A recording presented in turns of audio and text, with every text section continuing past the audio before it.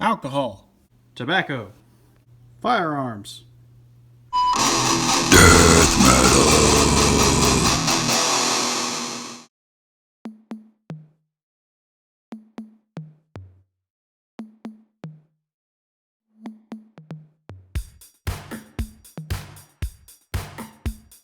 Hey everybody, it's Luke with Figure Me Out, and today we've got the Marvel Legends, Marvel Comics Spider-Man. This is the new Spider-Man everybody's talking about, saying that it might be better than Pizza Spidey. Is it? Let's find out. Taking a look at the packaging, first off, we're on this blister card. I love that. I love the retro. It looks hecka 90s. Hella 90s? Hecka 90s? Looks awesome. Looks very 90s. Taking a look at the back of the packaging there, we've got bitten by a radioactive spider. Peter Parker now possesses all the arachnid's attributes. He's the amazing Spider-Man. And you can also see the other figures that we have in this wave. Electro, Peter Parker, Green Goblin, Gwen Stacy, and Daredevil. I think I'm going to leave Daredevil and Goblin and Electro in the package. I'm probably going to open that Peter and that Gwen. I got the whole wave today. So we're probably going to take a look at them too. As you can see, we've got the swappable head feature. I love how they highlighted that. And just as a for instance, this is what the old Toy Biz packaging looked like. So it's very close. This is actually the Cyborg Spider-Man, which is one of my favorites. That's why I have him carded. It's probably my favorite Toy Biz figure, maybe. Probably definitely favorite Toy Biz Spider-Man in that scale. But that's pretty much it for the packaging, because on the rest you're just going to get blister and card and card. There's a little tiny piece of paper stuff down there. Let's go ahead and crack Spider-Man open, and we'll take a closer look at the figure that we have inside. And here he is out of the box. And taking a look at this Spider-Man, I think we've all got the same question kind of going on in our head. And that is this the best Spider-Man, 6-inch Spider-Man ever made? I'm going to give you guys what I see here. I'm going to show you what's going on, and I'm going to tell you what my opinion is at the end of the video. First off, let's talk about some accessories. So he comes with 2 fist hands, and then we also have 2 whipping hands. I can't remember which one he had on the package. This is one of those figures that I can't put down. I kept trying to shoot this video. It probably took me 4 hours just to sit down and get this far, because I keep messing around with this guy. So if that tells you anything about how I like it, it probably does there. But anyway, 2 fists, 2 whips, and then we also get an alternate head. The alternate head is not incredibly different. You can see you've got the kind of squinty eyes and then the extra squinty eyes. And taking a look at Spider-Man himself, and we've got some good-looking stuff here. Some stuff that's not as good, but hopefully it's just on mine, the little differences that I don't care for. Got a little paint smudge in some places, as you can see. A little bit there. There's a little bit some other places. You can tell that it was cast in blue here and then painted red, whereas this was cast in red and then painted blue. So just little things like that, but really, really good paint matching on that. Not too terrible. Even in hand, you can barely tell.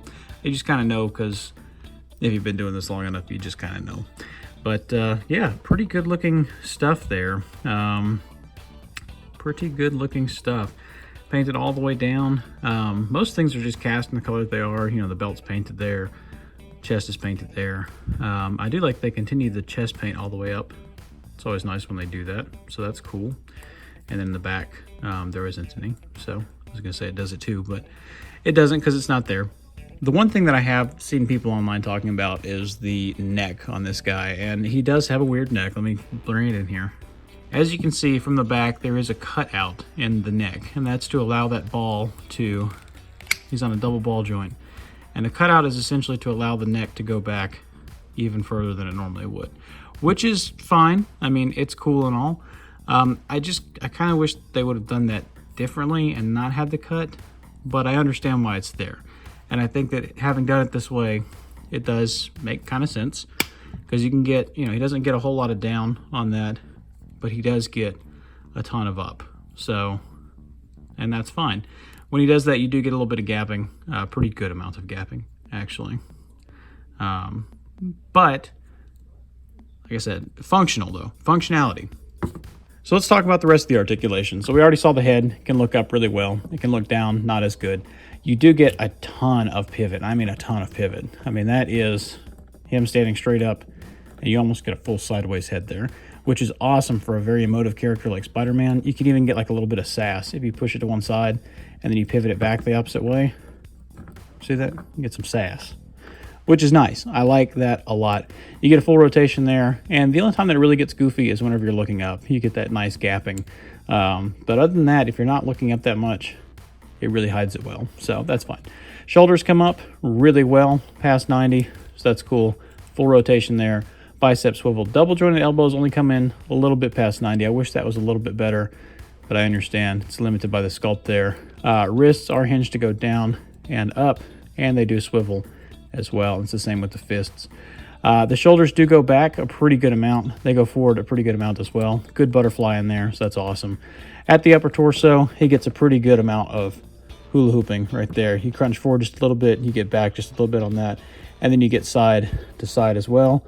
Now there is an inverted abdominal crunch, so you get forward that much on that, you get back that much, and that's without even using the top. So if you use them together, you get forward incredible amount, and you get back just a ridiculous back-breaking, I would need a chiropractor kind of amount. So that's right there. There isn't a waist twist, but you get a twist at that upper torso, so that takes the place of it. At the hips, they're going to go out this far. One of the weird things they did is they have the drop-down style hips, so you can see, I don't know if you can see that there. Let me try and zoom in here. So you can actually see, as I'm doing that, the hip on the inside, you can kind of see it shifting up and down. You can kind of hear that little click. Anyway, what that is, and you can see whenever I do that too, you pull down, you push up, you pull down, you push up, you turn the page, you'll wash your hands. Yeah, so I don't know why they did that though, because whenever you go out, it goes out that far, and if you drop it down, it still only goes out that far. So it doesn't really help out that much. The hips also go forward a pretty good amount, about that far. They go back the slightest amount, and if you kind of drop that down, you can get them back even further. So maybe with the back, the drop down works a little bit good. Upper thigh swivel, double jointed knee comes in pretty much all the way. There is a boot rotation, which I really like. They hit it right there. It's perfectly on that seam, so that's awesome. Down, up, and crazy ankle rocker pivot for those. For a size comparison, here he is next to what I would consider some of the best Spider-Man figures ever made. Just to his left there, we've got Pizza Spider-Man, the original unaltered Pizza Spider-Man. On the right, we've got the McFarlane Spider-Man. A lot of people consider that the best one ever made, even though it is kind of dated at this point, the hips, and we've got those ball joints and things. There's some other stuff, but that is still an amazing figure. The Marvel Select Spider-Man that they came out with several years ago, but the comic one, that's a great figure. And then, of course, Spider-Punk, because, I mean, punk rock Spider-Man, you really can't. You can't go much higher than that. That's about as high as you can soar. And for a hella 90s comparison, here he is next to Rocket Spider-Man. We've got some sort of spacesuit Spider-Man, scuba Spider-Man, and then like a wetsuit Spider-Man. 90s was the time that they just did whatever with Spider-Man. They were like, hey, you know what? We got him. We're going to put him in whatever, and it's going to sell because everybody loves Spider-Man. And so that's pretty cool. I do like that. He fits in great with these, by the way. Just hella 90s, looks awesome. This is the shelf he's going on, if any shelf. For another comparison, here he is next to the Masher Spider-Man, the movie Tom Holland Spider-Man, Cyborg Spider-Man, I think that's Cyber Spider-Man and Cyborg Spider-Man. Sorry, I got those two confused. That is Cyborg, and that is, whatever I said, Cyber. And here he is next to a couple of the other Toy Biz Spider-Mans. We've got the black suit, and then the, what some people call the Deadpool Spider-Man, because of that eye, the way it's doing. I love that Spider-Man. It had some crazy stuff for the time. It's got magnets in the bottom of the feet that you can use to stick it to like your refrigerator or something, but the arms don't go down past that. And because of the age, they have trouble standing up. And here he is next to his biggest bad guy, the Green Goblin, and his other biggest bad guy, Dr. Octopus, except for as Spider-Man with Superior Spider-Man. Here he is next to a couple of 12-inch Spider-Mans. We've got the Hot Toys Spider-Punk and the Marvel Legends Spider-Man, which I think is probably one of the better Spider-Mans ever made. Shares a lot of the same things with this figure, articulation-wise. For our final comparison, here he is next to his arch nemesis Venom, and then the smaller Peter Parker, the high school version of him that came out in the Space Venom Build-A-Figure wave a few years ago. And scales pretty well there. I like this Venom. He's got a good size to him. I feel like he's very imposing. Looks good. These two look great alongside each other. So that's it. That's the Marvel Legends Retro 90s Spider-Man. Overall, how does this thing compare with other Spider-Man of past? I think if you're going to leave it on the card, it's definitely worth getting. I mean, it's a beautiful figure on card. I may actually hold on to the card just to slip him back in there and hang it on the wall, if nothing else. But the card is beautiful. Heck, you know, hella 90s, just really brings out that nostalgia feel. Is the figure any good, though? That's the question. And how does it rank among all the Spider-Men? So, a couple things we got to think about here. So, Pizza Spider-Man, where is he? So, Pizza Spider-Man came with himself, came with an alternate head, came with 6 different things of hands, or 6 different hands, 3 of each. Whipping hands, fist hands, and wall crawly hands. And that's one of the things I think we're definitely sorely missing in this new one, is the wall crawly hands. I wish we had those. They have the sculpt for them. It would have been really nice for them to throw that in there. I understand the packaging space is limited, but we've got space here, we've got space here. It's a couple hands. It's not like it's something crazy. They could have done that. Another thing, alternate head, Peter Parker head. That'd have been nice, right? Oh, and Pizza Spider-Man came with a slice of pizza and a Build-A-Figure part, for that matter. I get it. That was regular release. This is kind of special because it's on the card. I get that. You don't want to throw a Build-A-Figure piece in here because you don't want people opening these. So whatever. The Peter Parker head fits on this body, though. Look at that. That is beautiful. All the articulation's still there. Still get a little bit of weird gapping. It actually fits better than the head that they gave us. So, do I wish we'd have gotten an alternate head? That would have been cool. Yeah. I would have liked that. But overall, I mean, it's a good figure. You know, the articulation is solid. The paint apps are there. Spider-Man's always hard because he's got so much line work. You know, you really got to have that attention to detail. And mine had a little bit of smudging still, but overall pretty good. What about the McFarlane Spider-Man, you might ask? So McFarlane Spider-Man, I think at this point is getting a little dated. I still love that figure. I love the design of it. I love the aesthetic. I think that for its time, unparalleled. It was a beautiful figure. I still think it's a beautiful figure. All the articulation you could ask for. The hips are definitely the most dated part on that. He's a little skinny, too. This one looks like he's more like a human proportions. But overall, yeah, one of the best Spider-Man figures ever made in this scale.